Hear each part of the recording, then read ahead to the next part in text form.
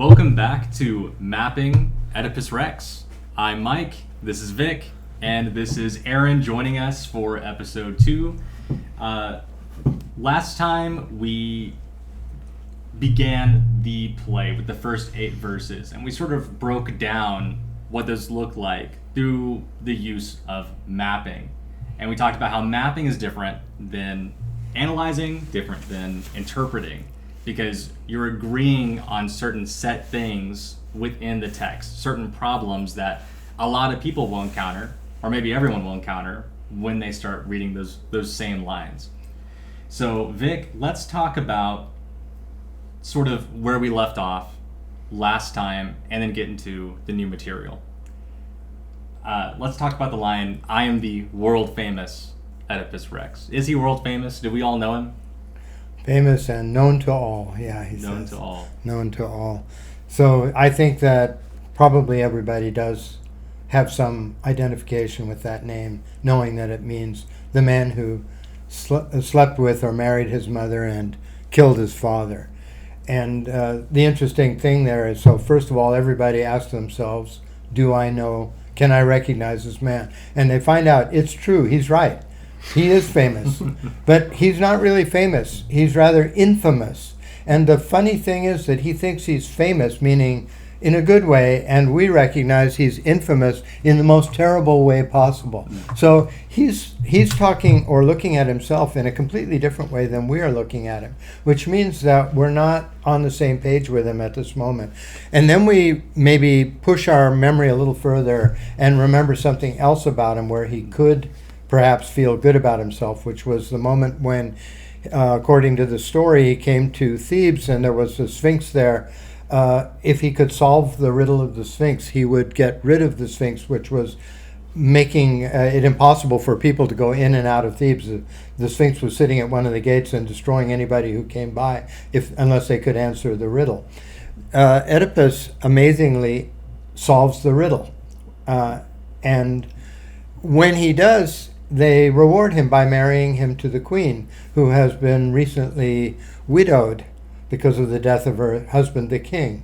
And so Oedipus marries her and replaces the king. And of course, he doesn't know that that is his mother. So we remember this we're remembering the whole story. The audience would remember it. The ancient audience would have known more about it than we do. And yet we even know that much. Most of us have one way or another heard that much about the story. So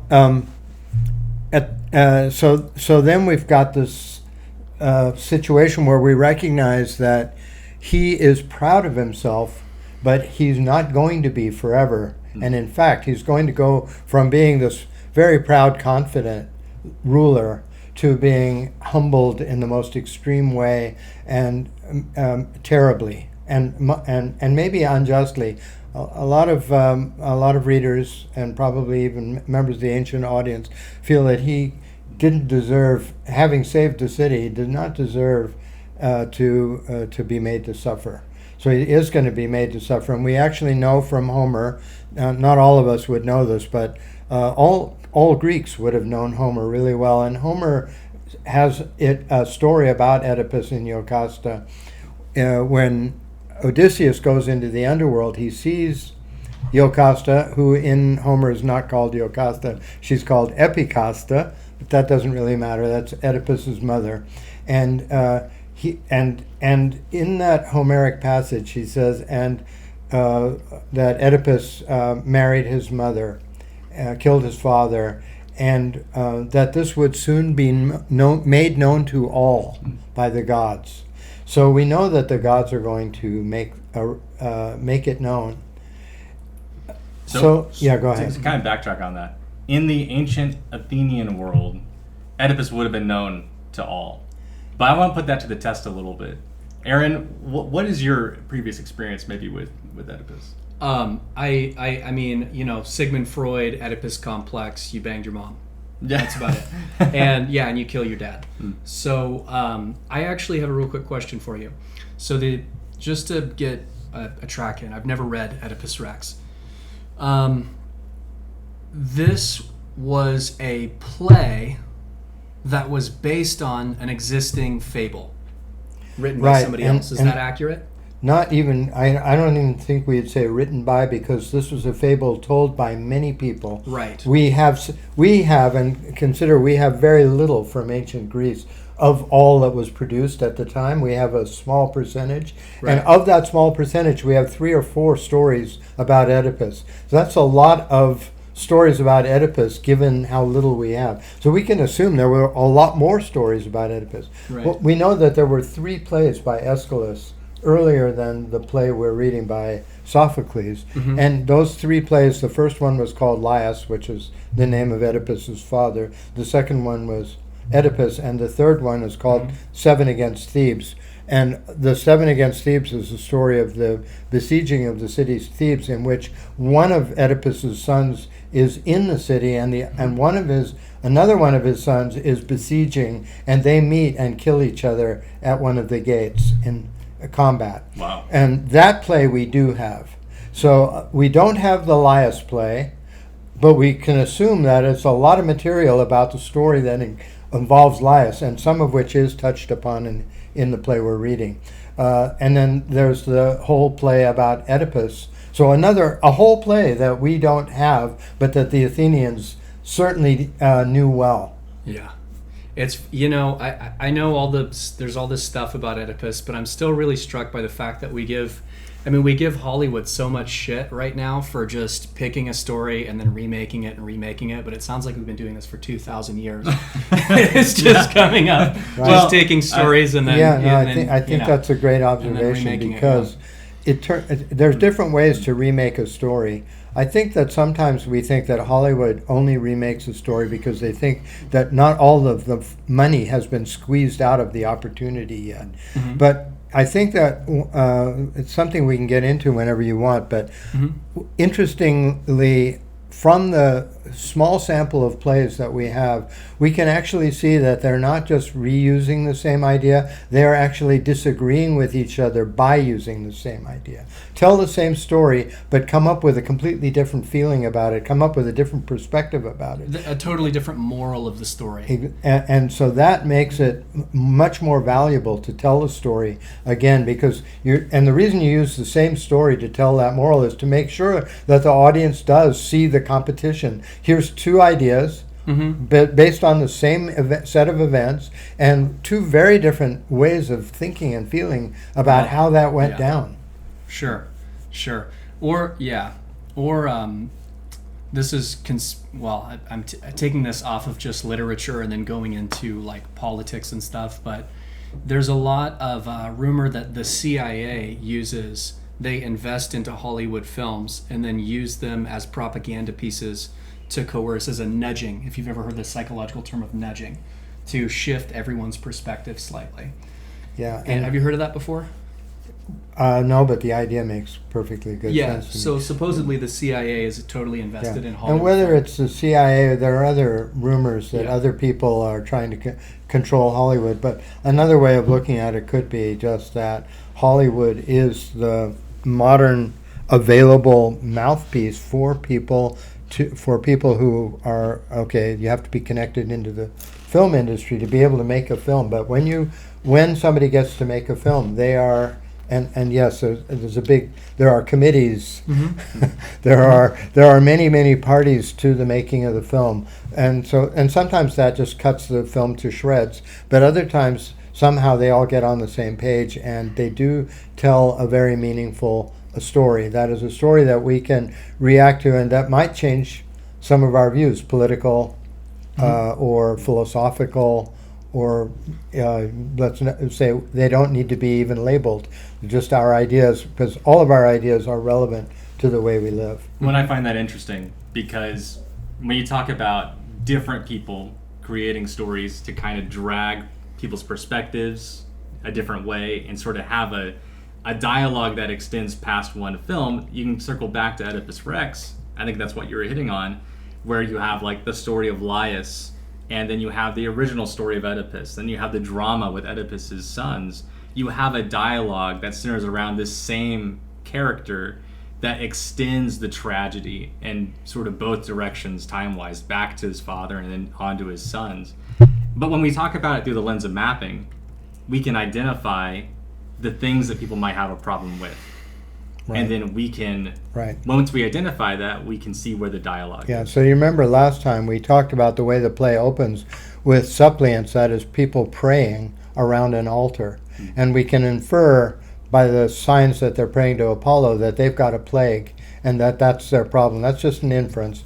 The point is, do we and does the audience in ancient Athens want a god to come because people are praying? That means they want divine help. But do we believe that divine help is really what is going to solve the problem? Or are we tired of waiting for divine help and we'd like to see humans solve the problem? And that puts us and the audience, the ancient audience, in a dilemma, because we can feel this is prayer going on, so it's disrespectful of prayer to sort of wish it away, to sort of like denigrate it and say, you people are naive to think that a God is going to come and help you. So, but at the same time, if you were in a church having that thought, you would feel like maybe my thought is a little inappropriate. I mean, in church, and the theater of Dionysus is in a way a little bit comparable to a church. It is a religious hill, the Acropolis. Everything on it is a religious edifice. Edifice? Yeah, no pun. Oedipus. Yeah. No pun intended. Sure. And so the people that were in the theater, and the shape of the theater is like a bowl. At the bottom of the bowl is the chorus. It's the flat bottom of the bowl. That's where the actors are, or where the chorus, the suppliants would be down in that bottom of the bowl. Well, the rest of the bowl is in a sense incorporated into their prayer because it's all around them. So the whole city of Athens, 30,000 people, can be sitting in the theater. Let's call that the citizenry. We talked a little bit about last time about who might actually have been present. So everybody sitting there is in a way implicated in the fact that Apollo is being asked to come. And since we also believe that this play was put on after a plague broke out in Athens, they actually also would have reason to have been praying, if those who wanted to pray for help would have been praying for help in the same way that is going on stage. So the on-stage prayer sort of spills out into the audience, and the whole audience is now praying. Whether it didn't really come here to pray. It came here to see a drama under the auspices of the god Dionysus. Right. But now it's actually being asked to join into the prayer. And how long does it want to sit there waiting for something to happen? So your point. So just to recap, your point here is this: we talked about the CIA propaganda stuff a second ago, where I brought that up. I'll totally put the tinfoil hat on, like, you know what I mean. But the point is media absolutely influences people, and so you're saying the moral of this story of Oedipus, the actual central conflict, it's not explicitly about screwing your mom and killing your dad. The idea is the core thing we're trying to convince somebody, or the core conflict or whatever that somebody has, is am I going to wait around and just pray and wait for the gods to maybe do something for me? Or am I just going to go start taking action and take life into my own hands? Correct. Okay. And this actually gets modified as the play goes along. Even the question gets narrowed and modified. And I could jump to that if you want me to talk about that for a moment now, or we can... Well, if you want to contextualize the point, I think that would be good. I kind of like this sort of through line here. Well, so I can tell you just a little bit further into the play than where we've been talking, which is up through line 8. Yep. We haven't even finished line 8, and I'd like to get to that in a minute. But Oedipus is told by the lead suppliant, that is a priest, so it's appropriate a priest would speak for the group that is praying. And the priest says that they are, he confirms that they're looking for exactly the help that Oedipus is offering. Oedipus then says, well, I've actually taken some steps to solve the problem already. And so this would be like, oh, good. We're glad that he has an idea. But then he tells us what steps he's taking. He said, I couldn't think of anything but to send to Delphi and ask the Delphic oracle what we should do. Now, the Delphic oracle is the mouthpiece for Apollo. So Oedipus himself soon says, I've sent to Apollo to get instruction. So he's doing actually a version of what the suppliants are doing, only more focused. Instead of sitting there waiting and doing nothing, he actually sent somebody to ask the question at the oracle, and he lets us know, and I'm waiting, I expect him back. In fact, I'm surprised he isn't already back. So he should be back any minute now, and of course any minute now happens. A minute later, Creon comes in, and he has just come from Delphi. So the point there is that from your general description of the problem, which was absolutely right at the very beginning of the play, that actually got modified a little bit too, and now we can sort of narrow it down to, should we consult Delphi or not? So not only should we just sit and wait, but how about we do something active? But that active thing is somewhat similar. Let's go consult Delphi. Let us ask Apollo what to do. And and the guy that we thought was going to come up with like human agency, we're going to say a human can. Let's see a human solve this, because we really are a little skeptical that any god will solve it. So let's just see if a human can solve it. And the human that we most hope would solve it tells us, I couldn't think of it. He said, I've been lying awake at night thinking about this, and all I can think of is going to Delphi. What I like about that is that touches on one of the problems we had in our first episode, where we have those first 7 verses, really. And one of those verses begins with, like, new blood of ancient Thebes, talking about looking down. Well, that's the part that sort of identifies some of the ages. But the next part, this next line, my altar, praying before me. Oedipus is positioning himself above the other people that are doing the exact same thing, it turns out, that he's doing. Right. They're supplicants. They're praying. They're looking for some mythical figure or some god to swoop down and save them. So, and then he positions himself as the man for the job, but he's doing the same thing. So can you see how that actually is also a prompt? Yeah. Because he's the guy that we are looking to. I say we, okay, the audience, but we're looking to him to solve the problem. But it turns out he's arrogant. Right. He's talking down to the people. Another word, you skipped over the very first word, which is children. He calls them children. And these are not children. Some of the interpreters say therefore everybody thinks, well, then they are children because they're called children. But we know one of them is an old priest. And the old priest himself says, you can see us, our ages. And some of whom have just barely, are new-fledged and barely learned to walk, and others who are old. So the priest says, we're not all one age, we're many ages. And so here's Oedipus calling an old priest a child. That seems really inappropriate. Yeah. And you should be caught by that and go, when is it okay for a ruler to call an elder citizen who is a priest, who is a servant of a god, to call them a child? It seems very belittling. Right. And that would make us think, well, maybe there's something wrong with my hope that this guy is going to be able to solve the problems, because will a guy that's that arrogant really see clearly enough to solve problems that are complex and difficult? It throws doubt on his ability to do that. And well, that's what I always thought when we talk about world-famous Oedipus. My familiarity with him was, of course, the Oedipus complex, but also that he was very arrogant and known for his arrogance and his hubris. I feel like the word hubris has always been tied up with Oedipus. Right. So let's say, what does hubris mean? It's basically the Greek word for arrogant. I feel like you might have arrogance, pride, overweening pride. Mm-hmm. Okay. Yeah. I mean, but my question is like, let's pick a ruler. Let's pick one that isn't just an arrogant, total fucking prick. You know what I mean? Like pick one. Like name one. Marcus Aurelius. Okay. Maybe. So this may be. I mean, if as soon as you think that's a great thought.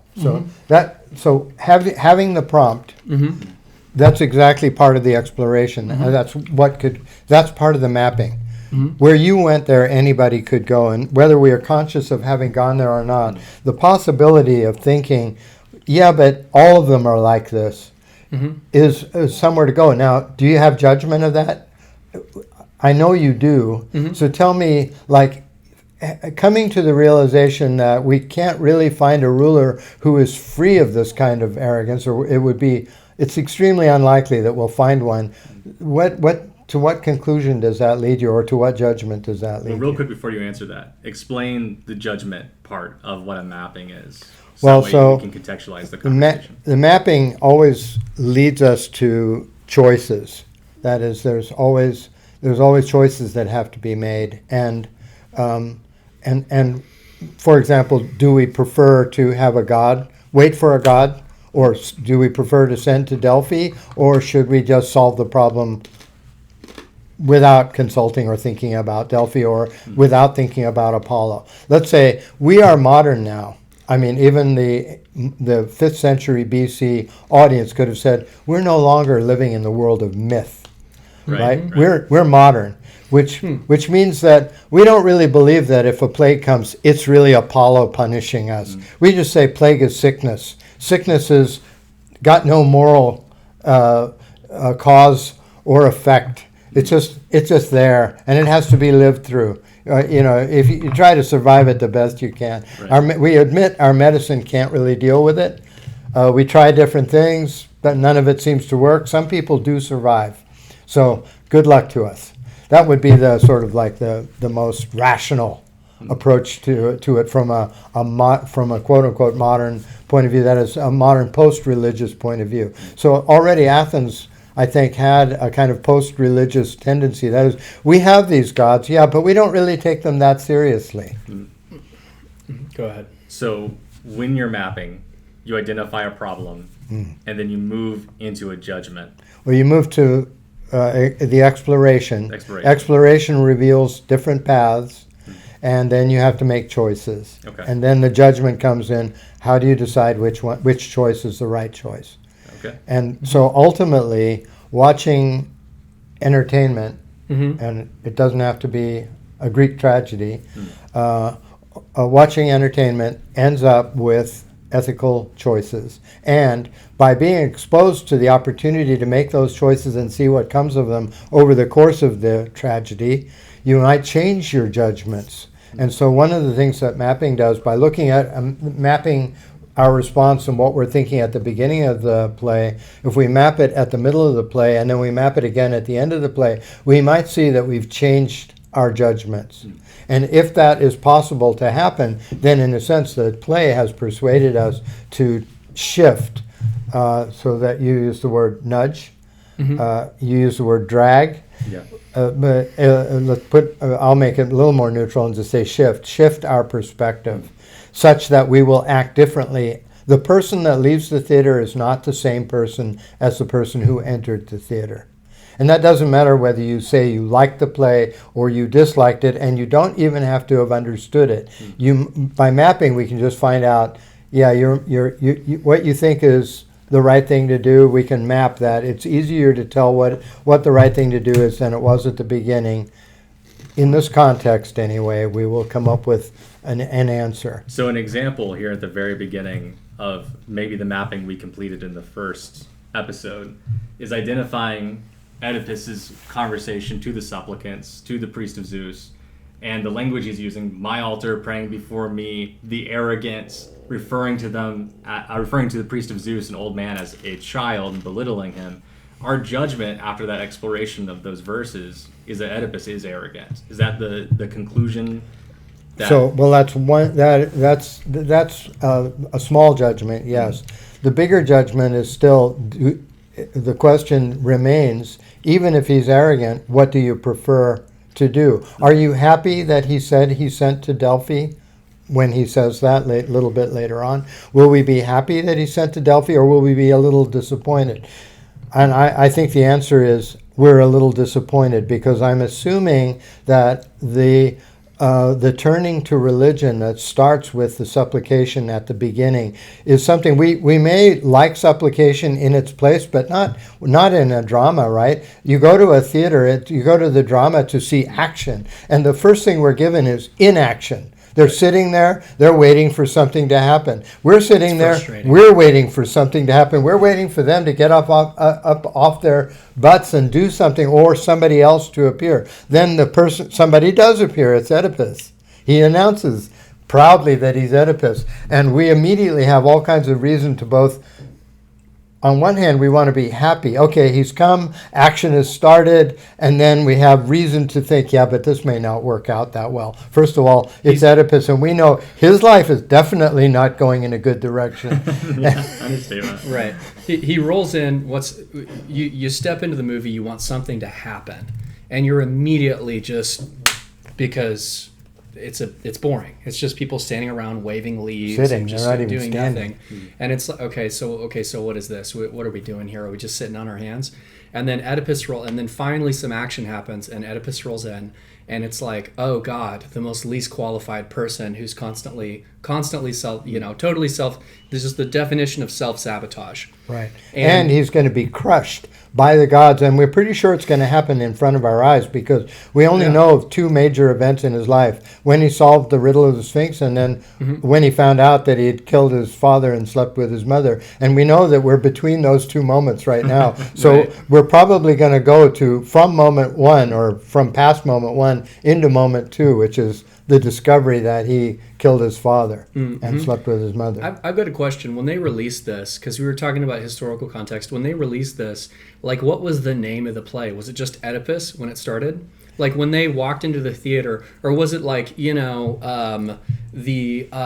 Unholy King, or like some other name? What was the actual original name of the play?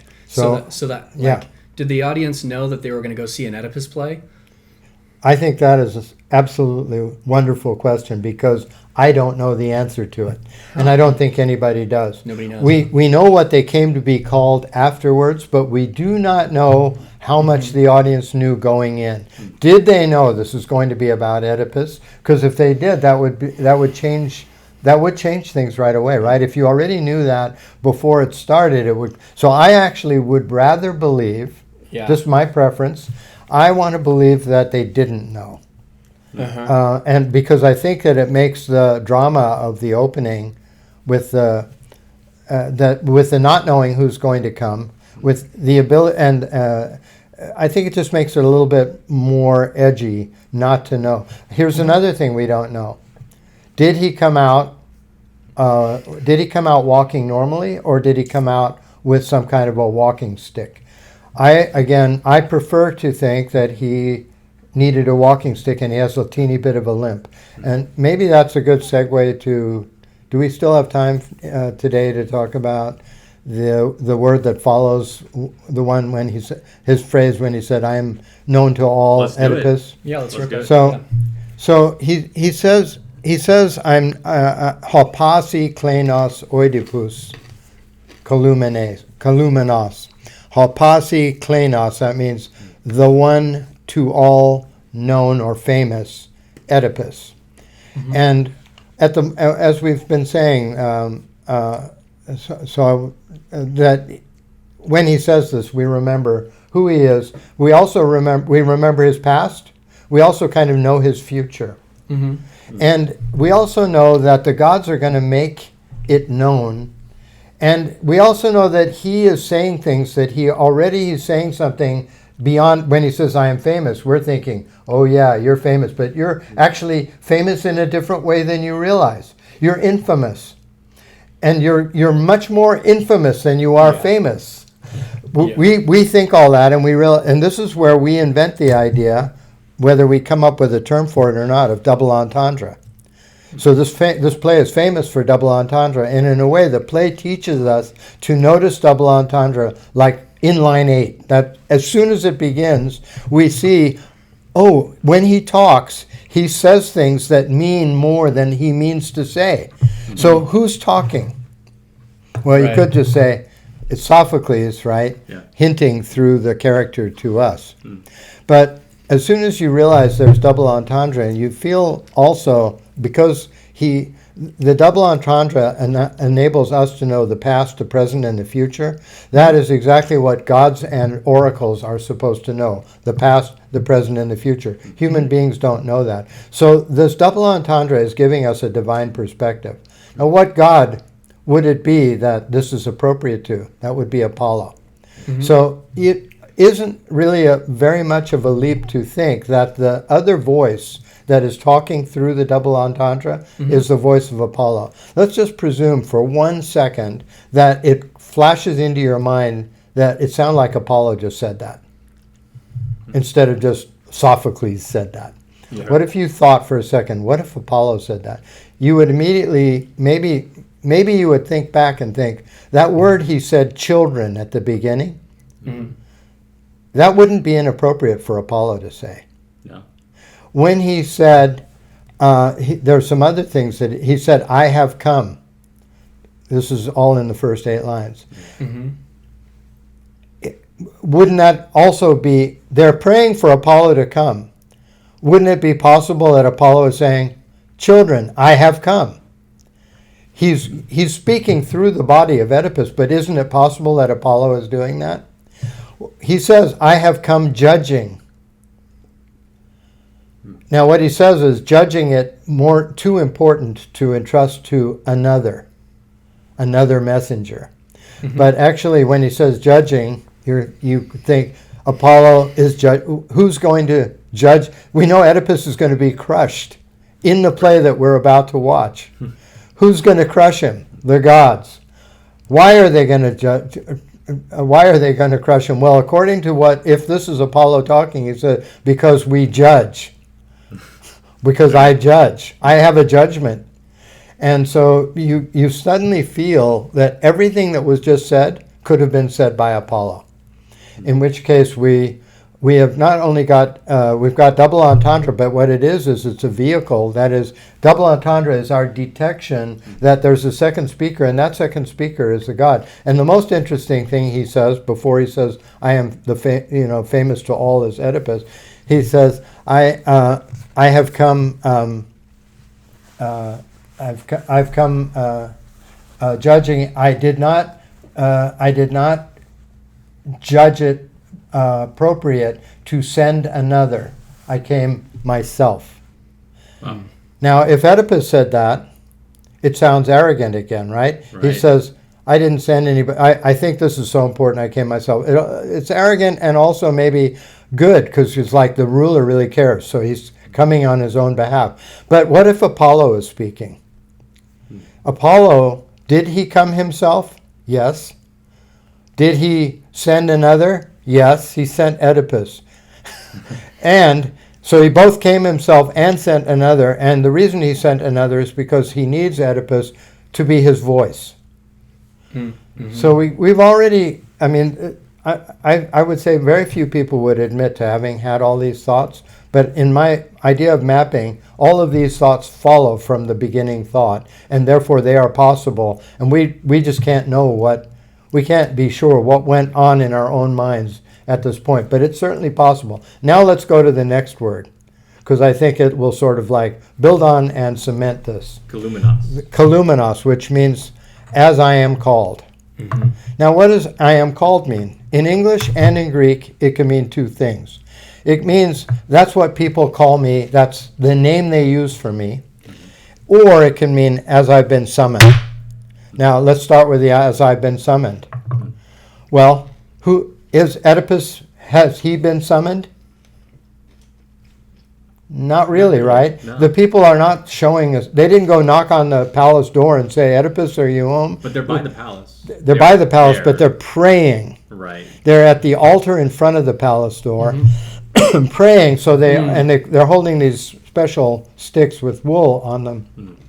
That's not a way of calling Oedipus. That's a way of calling Apollo. Yeah. So technically, he was not summoned, Apollo was summoned. Now, what if Apollo is speaking? And he says, as I've been summoned. I have come as I have been summoned. That makes sense, right? He was summoned. Yeah. So that's a possible interpretation there. But but that's not what Oedipus means. So we got to, if we want to know what Oedipus meant, we can't leave it at, as I've been summoned, meaning this is just Apollo talking. From the other point of view, let's go to the other meaning of kalumenos, which is as I am called. Now, when would you say as I am called? He's already said everybody knows me as Oedipus. So adding in as I am called does not mean that's what people know me as. What it seems to mean that's the name that's gotten attached to me, but it's not actually my name. It's like my nickname or the name by which people identify me. That's what people call me. Yeah. So that makes you. So here's what I would call a prompt. So we already had the prompt, like which of the two meanings of kalumenos is it? But after we get past, we choose one of those to examine, to explore. We have another prompt in it, another reason to think further, which is, what was it that made him get called Oedipus or Oedipus? And then we have to say, well, what does Oedipus mean? It turns out it could be interpreted three ways. Okay. This is the ancient Greek. Just using the word. This wasn't like a name like Hank or Phil or Tom. This is the only Oedipus ever. Okay, they didn't. Nobody named their kid Oedipus after the myth. No. But Before. That. Oh, or before. Nobody ever. We don't know of any. There is no other record of any other Oedipus. This is it. Wow. Gotcha. Wow. This is the only. This is the unique Oedipus. The one and only. So how did he get the name? And you could even break that question down a little more precisely. Who gave it to him and under what circumstances? So let's start with, so there's three ways of taking the name. Oedipus, Oedipus, and Oedipus. Okay? In that, changing that one syllable, one vowel sound. But meaning. If you just say Oedipus, you're not going to actually hear it that clearly. So it could be any of the three. Okay? Oedipus. So, let's start with Oedipus. Oide means swollen. Pus means foot. So swollen foot, that's part of the myth. When he was a baby, he was thrown out and left out in the wilderness to die, and his feet were pierced with a thong. What's a thong? A strap of leather. Okay. But it was actually threaded through. So through, he was like his foot was pierced. And the thread and the leather was passed through, and then it was tied up. And this is an infant, so actually there's no need to have done this, other than sure. you can just like to double down on being sure that he can't crawl away, and maybe even by doing this injury to him, nobody would want to pick him up. I don't know. I honestly nobody's ever even, I think, speculated much about this before. Like, why would this thong thing have been done to him? But it was. And so you can imagine that he has been left with some kind of mark on his feet. Not only a mark, but maybe maybe when he was first found, when he was an infant, because he obviously was rescued, because he's alive and, standing in front of us now. And he's referring to this name, which refers to another moment in his history at the time of his birth. And so he's got swollen feet. Now, would he have called himself Swollen Foot? Obviously not. I mean, why would he? So maybe the people that found him, he had these swollen feet, and maybe they nicknamed him Swollen Foot. Okay? That's a possibility. And so so let's just leave that. Let's examine the other possibilities as well. Oedipus. So oi could be almost like the Yiddish oy vey. It's just an exclamation. And dipus would mean biped. D means bi, double, and pus again, foot. So, biped, or whoa, biped, or watch out, biped. In other words, something to do with a comment about bipeds. Now, this would be really interesting if that were his name, because that name would have then helped him to solve the riddle of the Sphinx. Because the riddle of the Sphinx asks, what creature goes on 3 in the morning, 2 at noon, and 4 in the morning, 2 at noon, and 3 in the evening? And so the whole notion of being bipedal was problematized by Oedipus because he went on 3 in the morning because his 2 feet were tied together into one. So he has 2 hands and a foot. At noon, he went on 3 because having been injured, he needs a stick. And then in the evening, at the end of his life, he's going to be blind, and so he will need a stick to. He'll need both a walking stick and a blind man's stick. So either way, he's got a stick with him. So he's on 2 feet and a stick. So he's always on 3. So that means he's never your sort of like typical human in regard to his bipedalism. Mm-hmm. And so when he got to the riddle about what creature goes on these, he would actually have been hyper aware of the fact that he's not like everybody else. So it might have helped him solve the riddle, which means that actually he was his solution to the riddle wasn't all just due to his intelligence. Part of it is due to how he came to be. And so that's interesting. Now let's go to the third. And you guys want to ask questions about that? Yeah, there's actually I think there's a second part to the O biped thing. The fundamental, if you look back at the stated meaning of this story, which is the opening conflict, which is, hey, am I going to sit around and just wait for stuff to happen, or am I going to go actually take action? The defining characteristic of human beings is that we have a prefrontal cortex and we have willpower to go make things happen. Does that make any sense? Of course. And so, I heard you lay out the woe biped thing, and because we've talked about this before. I've never read it, but we've talked about it.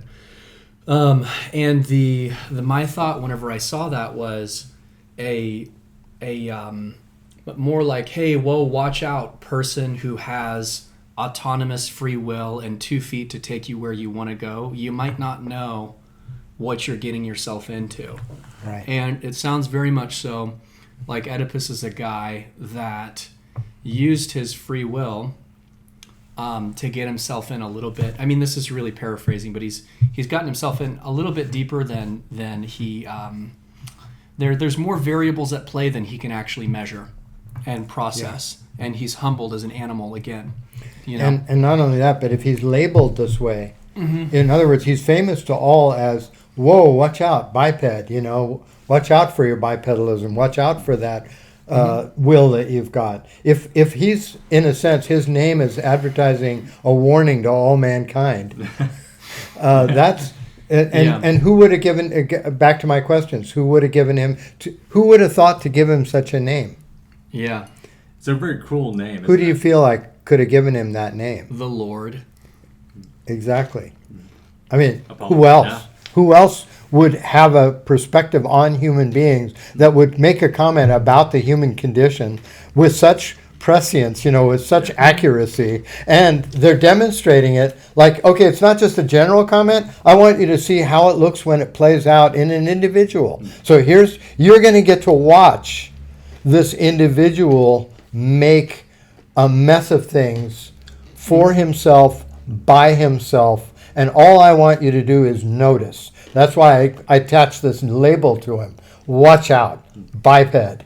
So I really like what you did with that, Aaron. It gives me some really good ideas. Well, and this kind of dovetails into something that I am now thinking about, because now I'm characterizing his actions through the lens of free will, his own choices, versus what Apollo has set up for him already, or what destiny or fate has predestined he has to do from the injury he has at birth, which just so happens to be perfect for the Sphinx. I mean, it's almost like the Sphinx is almost made for him in order to get him to this point. Like how you were saying, how much do we attribute his successfully answering the riddle to his own intelligence versus just his own circumstances? And I'm really curious now about how much agency he actually has. And if he doesn't have the agency, if it's Apollo that has made him say these things, who is, I don't know if it's whether possessed him or acting through him as some kind of avatar of Apollo, then I don't know if I'd come to the same judgment that he's arrogant. Maybe he's not arrogant. Maybe he's being led to all of these things via Apollo's hand playing a big role in his life. Right. So I think that, again, that's one of those judgment points. Right? That's a crucial judgment, and it's a very significant one, because determining which way you're going to swing on that is going to determine a lot about your attitudes. So let's just leave that hanging. I mean, let's leave it, it's hanging, but it needs to be addressed. And now we know why we're watching this play, right? Because we need to figure that out. I mean, if we can't figure that out, we're actually just completely without mind, or our will is undirectable. Right. So I think that there's a strong challenge to us to know the answer, but whether we can know that answer or not seems still very hard to determine. Let me throw at you the third interpretation of Oedipus. The last one is Oedipus. Oida is the Greek verb meaning I know, and pus means the foot. Now, foot is not the object here. In the accusative, the name would be oedipoda, which means I know the foot. But if it's Oedipus, it means I, the foot, know. So again, he's referring to himself. Through his name, he refers to himself as the foot. And what he says is, I know. He's advertising himself as the one who knows. Again, what is the foot? Reference to foot, just like in the bipedalism example or opportunity, the reference to foot seems to help him with the riddle. Yeah, I know. The I know there with the riddle. Yeah. Yes. Well, are you capped out on that? Because I have another observation. Take it.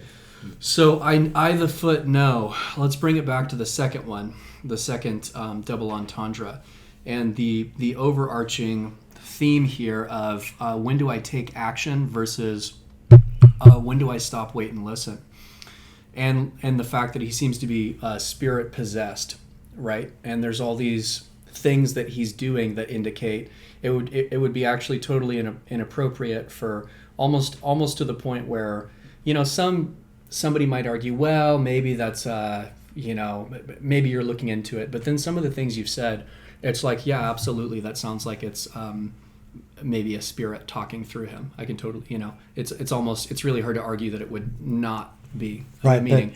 But if we say I the foot know, well, what's going on here is that you've got a person who's channeled an entity, like a supreme being, and then he's trying to go out and take all of the credit for that supreme being himself.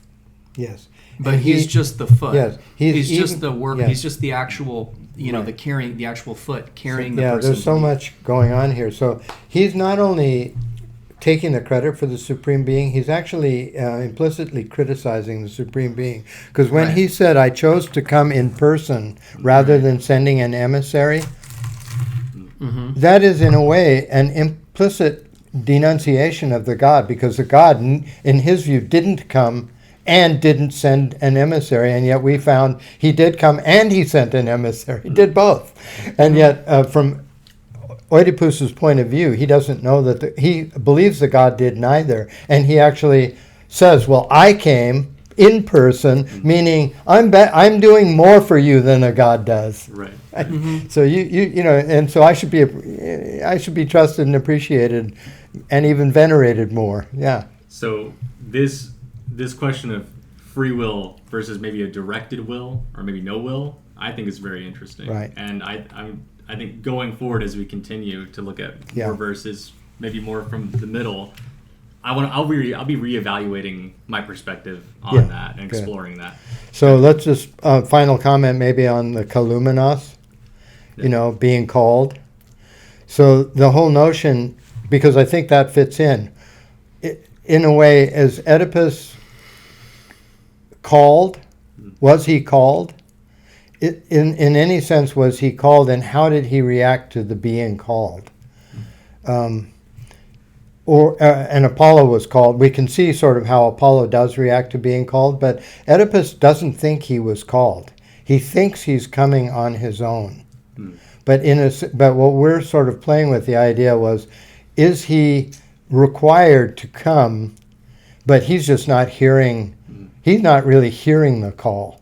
So when he says, he doesn't mean as I was summoned, but if we hear him say as I was summoned, we go, yeah, you were summoned in a way, but you never hear that part of it. You overhear that because you don't believe that there's any relationship between you and Apollo. We got to go back. I just thought of something. When he is an infant, and this, you called it a leather like thong that's been like pierced through his feet in order to prevent him from moving. I'm kind of seeing the symbolism in that of maybe him not being able, his lack of some agency to some respect. I mean, not only the act of piercing a literal infant's feet and throwing them in the woods, but also the symbol itself of piercing someone's feet, preventing them from moving. Yeah. The riddle of the Sphinx, the fact that he's perfect for the Sphinx, this introduction where he is mobile, moving out to the people, and yet still unable to express his own agency despite his attempts, his sort of caterwauling sort of attempts. I find interesting. And Yeah. I'll be... So Aaron, since you haven't read the play before, are you getting more interested in how this all plays out? I mean, yeah, it sounds like an absolute Oscar winner. Silver screen. I don't know about that. Apparently, a lot of Hollywood must have had its opportunity to think about this and reject the idea many times. So we maybe at some point we can ask ourselves why Hollywood has steered away from this like poison. You know? I think screwing your mom and killing your dad is going to be a hard one too. It's a hard script to sell.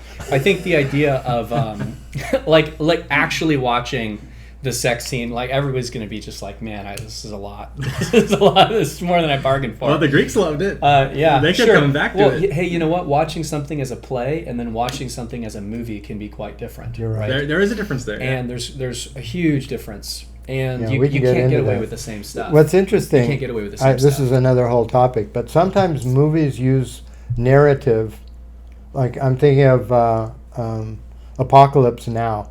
Yeah. One of the best scenes in that movie is when Kurtz, Yeah. played by Marlon Brando, narrates, that is, tells the story of how they went in to inoculate the children in a Vietnamese village and how the villagers cut off the children's arms afterwards. Yeah. And this is like, talk about hard, the movie chose not to show that as a movie scene, but they told it.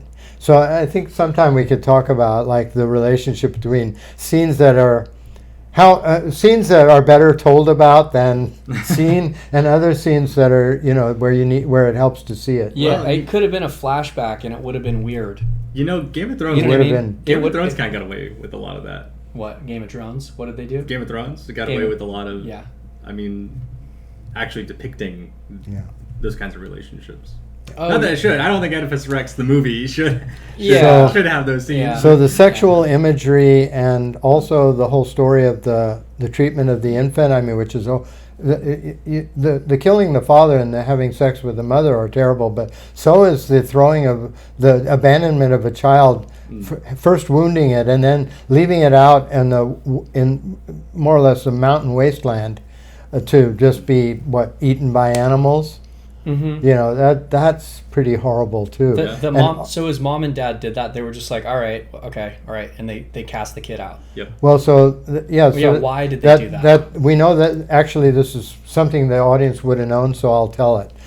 This because we know it from the 7 Against Thebes. It's actually said there.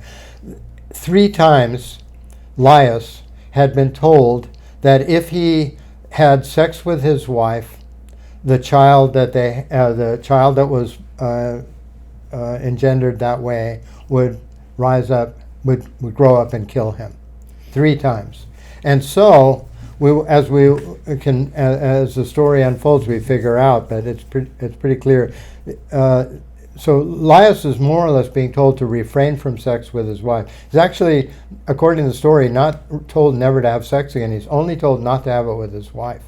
And there's a conditional there also in it. It's if you want to save your kingdom. So he also disregards the safety of his kingdom, and he disregards the prohibition on intercourse with his wife. And his wife and he, probably, you can just sort of, you have to put two and two together here. This is not explained, but they must have decided it wasn't a big deal.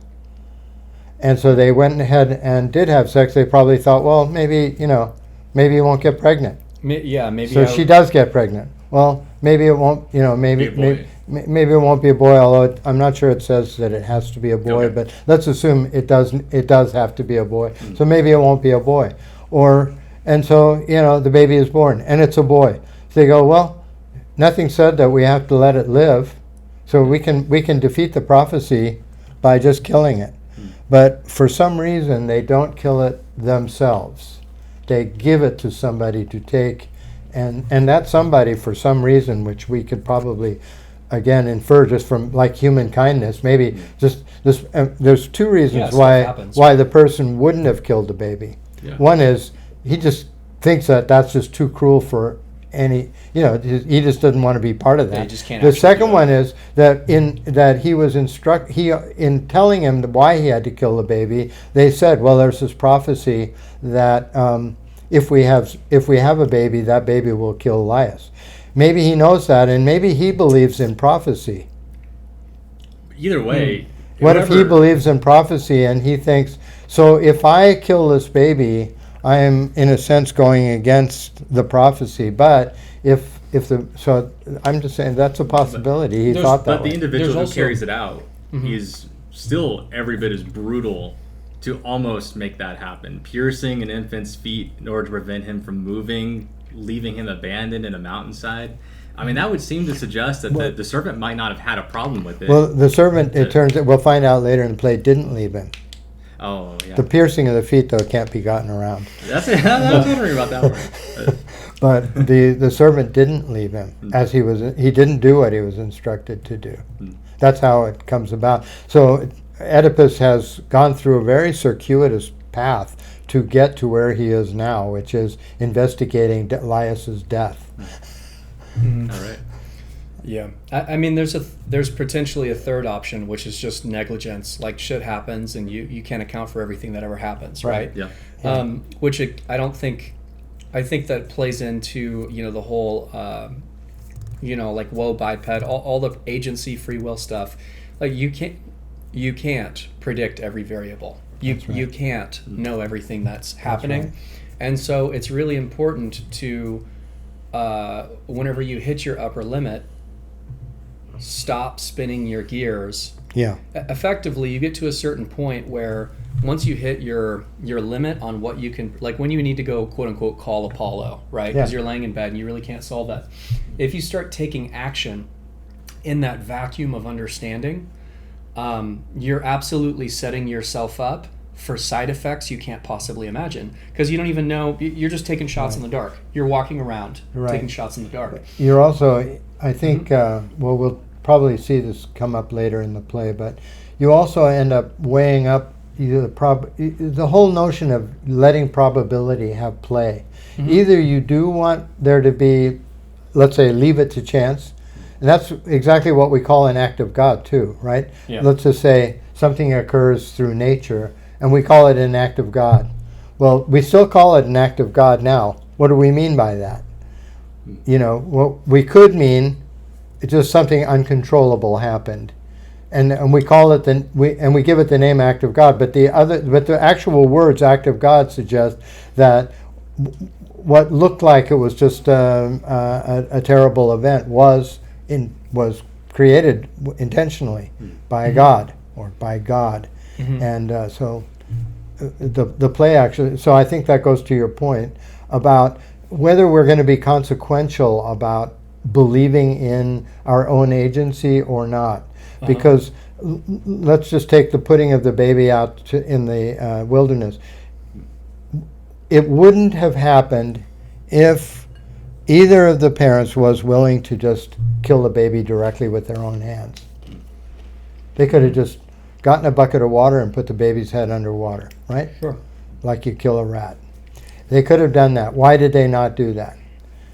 They probably did it because they didn't really have the stomach for it. I mean, this again, just pure supposition. I would guess that they didn't Yeah. have the stomach for it.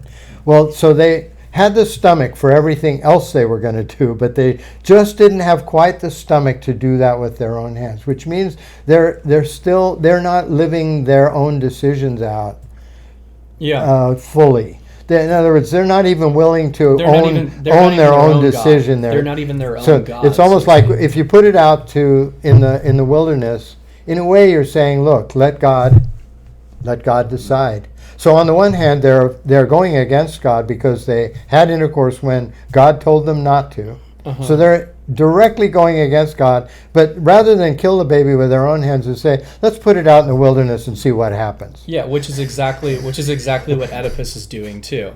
He's going out, calling his own shots, reaping the rewards, acting like hot shit, getting in too deep, phoning up God, getting. And God tells him, go find Laius' killer. Yeah. Just him. And he says, okay, will do. Yeah. So at this moment, he's willing to cooperate. We'll find out later in the play. We'll find out there was a moment when he didn't cooperate. But right now, he is cooperating. Mhm. So maybe we will go to the passage.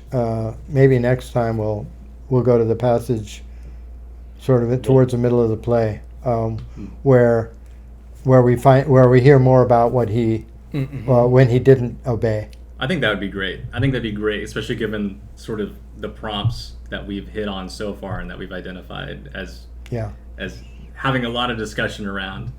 But on that note, I think that's a good way to explain how the series is going to progress from here, where we've had these first 2 episodes looking at the first 8 verses, and in particular the word kalumenos, and then going forward looking towards the middle of the play and picking a couple of selections from there. So And we'll then- find prompts, which is to Yes. say, and then we'll map the response to those prompts. And then the other thing we can do is see if our mapping then, how does it relate to the mappings that we've already done? Our discovery about the dilemma that the audience is in. Not the dilemma that the characters are in, but the one that we feel. Like this question about how much agency Right. we have and so forth. And Right. how that affects our decisions. And sort of see how our judgments change throughout each of those. Yeah, Yeah. that's what I hope we'll do. Sweet. Well, be sure to check out OedipusMapping.com, link somewhere here, and for more information, and check out our next episode. And Yeah. And if you want to, maybe you too, Aaron, you could read the play. Yeah.